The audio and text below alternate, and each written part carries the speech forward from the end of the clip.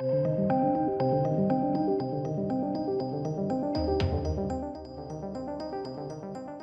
dear, real bad news for Johnny Depp versus Amber Heard. This is, of course, in the $100 million defamation battle.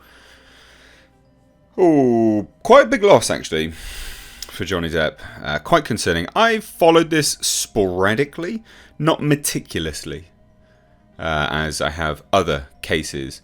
But this one I've dropped in on from time to time. And, you know, personally, I'm rooting for Johnny Depp. He seems like a wholly likable dude. You know, is he on drugs and things like that? Yeah, probably. Okay, sure, fine. Doesn't make him an awful dude, though.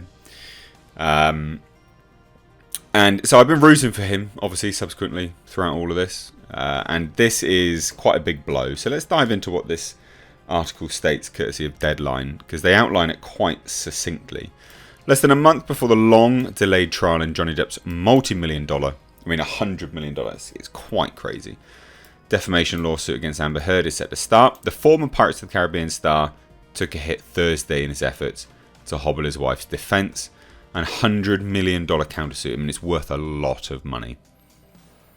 A lot of money. Now, this is unusual anyway because of the state it's in and what it pertains to. But it's a short hearing that took place, and Virginia Judge Penny Azcarate ruled against Depp's summary judgment motion and said that Amber Heard can in fact utilise the state's anti-SLAPP statute in the matter. Okay, we'll get to what that is in a minute, but what that means is it doesn't grant Heard immunity for what she wrote in the Washington Post op-ed that kicked off the entire situation, but what it does mean is that her attorneys can now argue that Heard is deserving of such immunity in front of the jury, which is important because that undercuts a large part of Depp's legal strategy going into the trial that is scheduled to start in a matter of weeks. It's quite crazy. It's quite crazy. Now, what that is, okay, is it empowers Heard's defense and her countersuit claiming defamation from Depp and his representatives, but also that Depp sued Heard and the Post in Virginia because of the state's relatively light-handed anti-SLAPP law. Now, in no small part, because of the $50 million suit Depp launched in March 2019, the state strengthened the law, and now Virginia's anti-SLAPP measure ensures immunity from civil liability for statements about matters of public concern that would be protected under the First Amendment. And the Washington Post has long been removed as a defendant in this case. So, the irony, I mean, it literally empowers Heard's defense and her countersuit, which claims defamation from Depp and anyone, you know, his representatives. It's crazy. But, I mean, Depp sued Heard in Virginia because of its light-handed anti-SLAPP law. And yet they're like, yeah, no worries. Sure, you can utilise that, actually. Of all the things that could go up against him, this is one of those situations where you just go like, right, well, it seems everything's against him at this point, you know?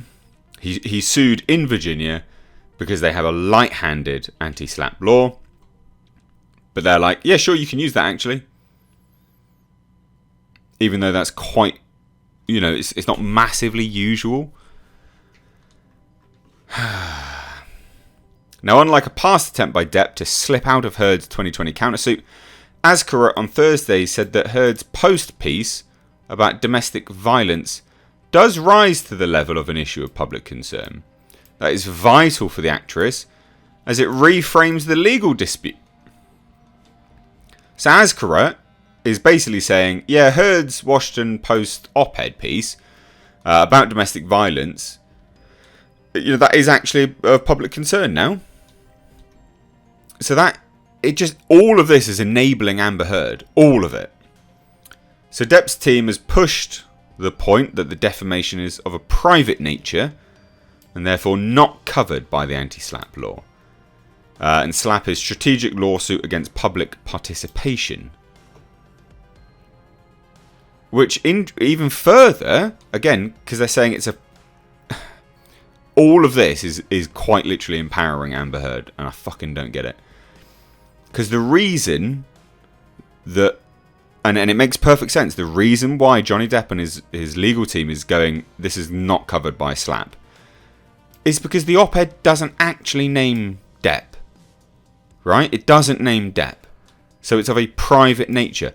She hasn't aired, although she's aired her grievances in public, no names have been named in public. So they're going, yeah, okay, well look, it's of a private nature instead. This is defamation in private. Now, of course, coming out of a 2016 split that involved restraining orders, $7 million payout and more, $7 million, which was apparently supposed to be going to, well, a lot of that was supposed to be going to a charity and never did. But people seem to keep glossing over that. Depp has insisted the article implicates him, claiming Ms. Heard is not a victim of domestic abuse, she's a perpetrator. Depp's spring 2019 suit even alleged the op-ed cost him a lucrative role in a potential relaunching of the Pirates franchise by Disney, which seems a pretty legitimate statement by all things. Both Depp and Heard have weathered ups and downs in this matter. I mean, Depp has undoubtedly come off worse. He has lost numerous jobs. And this statement about the Pirates of the Caribbean franchise, that's small by comparison to the recent thing from Warner Brothers recasting Grindelwald in the Fantastic Beasts franchise. I mean, that's very clear to see. Heard failed in her moves to get the suit moved to California and dismissed. And so because that happened, she was like, right, I'm going to countersue.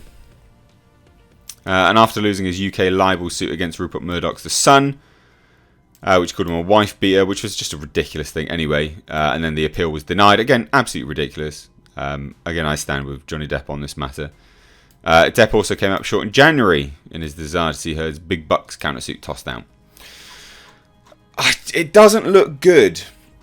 It's a pretty big loss for Depp, and it's really concerning. What a shame. Anyway, let me know what you guys think down below. Cheers, guys. Have a great day. Take care.